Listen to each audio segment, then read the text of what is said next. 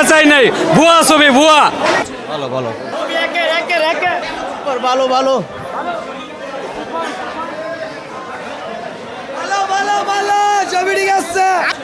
অনেক ভালো cinema, romantic ছবি, সুন্দর ছবি।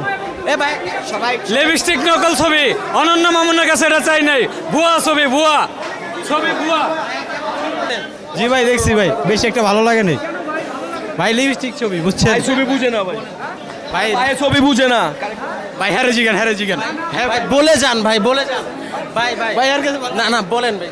ভাই ছবিটা একদম বাজে হয়েছে বুঝছেন, ছবিটা বেশি একটা ভালো হয় নাই আর কি। ছবিটা দেখার সময় আমরা ওরকম একটা ফিল পাই নাই, যেরকম ফিল আগের ছবিগুলো পাইছি ওইরকম ফিল পাই নাই, এই কারণে আমার ভালো লাগে। একেবারেই ভালো হয়নি নাকি? একেবারে হয় নাই তেমন না, মানে হয়েছে, ভালো হয়েছে, মোটামুটি চলে আর কি। আপনারা দেখতে পাচ্ছেন মধুমিতা সিনেমা হল থেকে সত্যি অবাক করা বিষয় যে ঈদ নয় তবু ঈদের মতো আমেজ সৃষ্টি হয়েছে। আপনারা দেখতে পাচ্ছেন দুইটি বিশাল বিশাল বড় বড় লাইন, এখানে সাকিবের ভক্তরা সিনেমা দেখার জন্য প্রবেশ করছেন এবং টিকিট কেটে তারা ভিতরে প্রবেশ করছেন। অনেকেই টিকিট পাচ্ছেন, কেউ পাচ্ছেন না।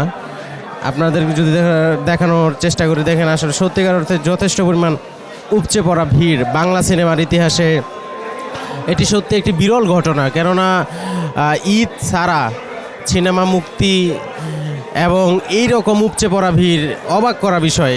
এতে সত্যিই অবাক হওয়ার বিষয় বাংলা সিনেমার ইতিহাসে যে ঈদ ছাড়া এরকম এক প্রকার ঈদের আমেজ সৃষ্টি হয়েছে। মধুমিতা সিনেমা হল আপনারা দেখতে পাচ্ছেন।